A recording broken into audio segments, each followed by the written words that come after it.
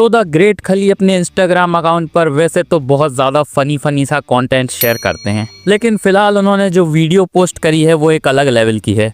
ये वीडियो शायद 2K25 game की है जहां हमें खली WWE चैंपियन देखने को मिल रहे हैं। लेकिन फनी बात यह है कि रोमन रेंस की तरह हमें यहाँ खली की एंट्री देखने को मिल रही है। इस वीडियो में रोमन रेंस भी है जो कि पॉल हेमन वाला काम कर रहे थे।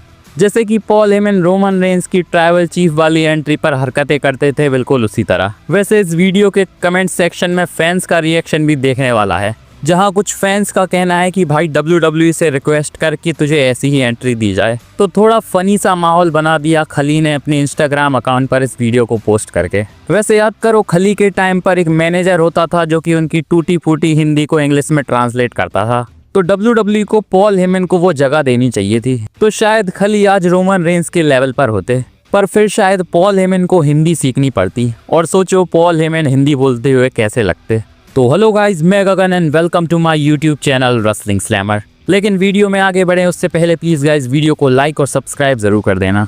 तो कुछ टाइम पहले ही रिपोर्ट्स आई थी कि WWE जॉन सीना और ब्रॉक लेसलर का मैच एक स्पेशल पेपर व्यू में करवाएगी, जो कि सितंबर 20 को हमें देखने को मिल सकता है। फिलहाल तो हैवी रूमर्स हैं कि ये पेपर व्यू बैड ब्लड होने वाला है। तो सितंबर 20 से पहले WWE ने ब्रॉक लेसलर की कुछ डेट्स अनाउंस कर दी हैं, जहां हमें सितंबर 12 और सितंबर 19 को ब्रॉक लेसलर स्मैकडाउन में देखने को मिलेंगे। तो इन डेट्स की अनाउंसमेंट के साथ अब लगभग क्लियर लग रहा है कि ब्रॉक लेसलर और जॉन सीना का मैच हमें सितंबर 20 को ही देखने को मिलेगा। लेकिन बहुत ज़्यादा शॉकिंग बात है कि WWE ने अभी तक कोई पेपर व्यू इसके लिए अनाउंस किया नहीं है। शायद WWE को टिकट सेल्स की फिलहाल कोई चिंता नहीं है, क्योंकि जब जॉन सीना और ब्रॉक लेसलर का मैच अनाउंस हो जाएगा तो टिकट सेल्स भी जल्दी हो जाएंगी। वैसे जॉन सीना से रिलेटेड भी एक बहुत बड़ी न्यूज़ सामने आई है, जहां NBC की रिपोर्ट के हिसाब से जॉन सीना का लास्ट मैच हमें सैटरडे नाइट मेन इवेंट में देखने को मिलेगा, जिसकी डेट दिसंबर 13 बताई जा रही है। Saturday night main event WWE Boston से ही करवाएगी, जो कि जॉन सीना का होम टाउन है। तो शायद WWE गोल्डबर्ग वाला ट्रीटमेंट देने वाली है जॉन सीना को। वैसे अगर ये रिपोर्ट सच होने वाली है तो जॉन सीना कुछ अच्छा डिजर्व करते थे, क्योंकि सैटरडे नाइट मेन इवेंट कोई बड़ा पेपर व्यू नहीं है। वैसे एक टाइम पर रिपोर्ट्स आई थी कि जॉन सीना के लिए स्पेशल पेपर व्यू निकाला जाएगा, जो कि उन्हीं से रिलेटेड होगा। पर फिलहाल जो रिपोर्ट्स आ रही हैं उनके हिसाब से WWE ज़्यादा कुछ एफर्ट डालने नहीं वाली। वैसे रिसेंटली ही जॉन सीना एक इंटरव्यू में आए थे, जहां उन्होंने फिर से वही बताया है कि उन्हें नहीं पता कि उनका लास्ट अपोनेंट कौन होगा और वो अपने अपोनेंट डिसाइड नहीं करते। लेकिन फिलहाल सबसे ज़्यादा रूमर्ड जो मैच है वो है जॉन सीना और गंथर का मैच, जहां फिलहाल रूमर्स के हिसाब से गंथर ही रिटायर करेंगे जॉन सीना को। होप करो कि जॉन सीना का रिटायरमेंट गोल्डबर्ग की तरह हमें देखने को ना मिले। वैसे रिपोर्ट्स तो ये भी हैं कि AEW भी दिसंबर में एक बहुत बड़ा पेपर व्यू करवाने वाली है और WWE जॉन सीना का रिटायरमेंट भी उसी डेट पर रखना चाहती है। तो यहाँ WWE की प्लानिंग है कि AEW को डायरेक्ट टक्कर दी जाए, जिसमें जॉन सीना के रिटायरमेंट को यूज़ किया जाएगा। वैसे ये न्यूज़ कितनी रियल है ये तो नहीं पता, लेकिन WWE AEW को टक्कर ज़रूर देती है और फ्यूचर में पहले भी ऐसा हम कई बार देख चुके हैं। तो हो सकता है यहाँ भी WWE ऐसा ही कुछ प्लान कर रही हो। वैसे इसी के साथ एक और बहुत बड़ी अपडेट सामने आई है, जहाँ SI रेसलिंग के रिपोर्ट के हिसाब से WWE TNA को शायद वेडनेसडे पर मूव करने वाली है, ताकि AEW के शो डायनामाइट को टक्कर दी जा सके, जो कि हमें वेडनेसडे को ही देखने को मिलता है। वैसे WWE अब AAA के साथ भी कुछ ज़्यादा आगे बढ़ने वाली है, क्योंकि हमें पता है कि AAA अब WWE के कब्जे में आ चुकी है। तो अब WWE AAA की ब्रांडिंग में भी अपना नाम यूज़ करेगी।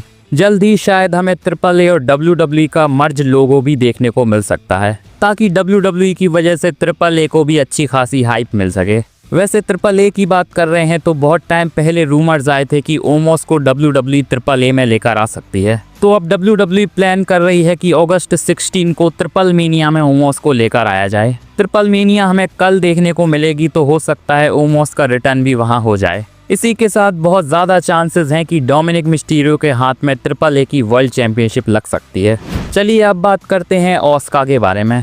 तो रिसेंटली हुई मंडे नाइट रॉ में हमने देखा था कि ऑस्का शायद अब हील टर्न करने वाली हैं। तो PW इनसाइडर के हिसाब से WWE का प्लान था कि ऑस्का का टर्न धीरे धीरे कराया जाए, जहां शायद WWE इयो स्काई और ऑस्का के बीच में धीरे धीरे टेंशन्स को बिल्ड करती और किसी मूवमेंट पर जाकर ऑस्का अपना हील टर्न कर लेती। लेकिन शायद नाओमी की इंजरी की वजह से WWE ने प्लान्स को रश कर दिया और फिलहाल अब बताया जा रहा है कि ओस्का ऑफिशियली अपना हील टर्न कर चुकी हैं, जिनकी फ्यूड अब हमें ईयो स्काई के साथ देखने को मिलेगी। वैसे देखना होगा कि इस फ्यूड में कायरी जेन किसकी तरफ होने वाली हैं।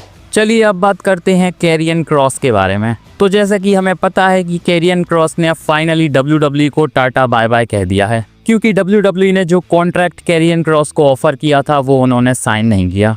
तो रिसेंटली कैरियन क्रॉस का एक इंटरव्यू हुआ था जहां उन्होंने कुछ चीज़ें रिवील करी हैं। कैरियन क्रॉस के हिसाब से जब WWE ने उन्हें कॉन्ट्रैक्ट ऑफर किया था तब स्कारलेट के पास कॉन्ट्रैक्ट नहीं पहुंचा था, तो शायद WWE सिर्फ कैरियन क्रॉस को साइन करने में इंटरेस्टेड थी, जो कि एक और वजह थी कैरियन क्रॉस के कॉन्ट्रैक्ट को ना साइन करने की। यहाँ उन्होंने ये भी बताया है कि WWE ने उन्हें 24 घंटे दिए थे जिसमें उन्होंने डिसाइड किया कि वो कॉन्ट्रैक्ट को साइन नहीं करेंगे। यहाँ उन्होंने वो वी वांट क्रॉस वाले चैंट्स की भी बात करी है, जहाँ उनका कहना था कि ट्रिपल एच के कानों तक ये चैंट्स पहुँच चुके थे और एक टाइम पर ट्रिपल एच इनसे खुश भी नहीं थे। इसी के साथ उनका ये भी कहना था कि उनकी बहुत टाइम से ट्रिपल एच के साथ 1-on-1 कॉन्वर्सेशन नहीं हुई। वैसे आपको पता होगा कि WWE में कैरियन क्रॉस को ट्रिपल एच ही लेकर आए थे, पर कैरियन क्रॉस की बातों से तो लग रहा है कि ट्रिपल एच का इंटरेस्ट उनमें ख़त्म हो चुका था। अगर ट्रिपल एच चाहते तो उनकी शर्तों के हिसाब से कैरियन क्रॉस को साइन किया जा सकता था।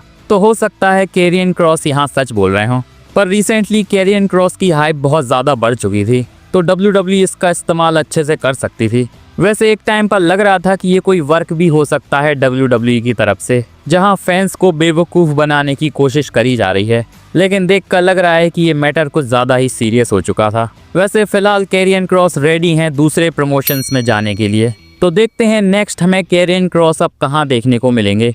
बाकी मेरी ये वीडियो अच्छी लगी हो तो प्लीज़ इसे लाइक कर दो और मेरे चैनल रेसलिंग स्लैमर को भी सब्सक्राइब कर दो यार, और बेल आइकन को भी दबा देना ताकि मेरी वीडियो की अपडेट आप तक पहुंचती रहें। मिलते हैं नेक्स्ट वीडियो में, धन्यवाद।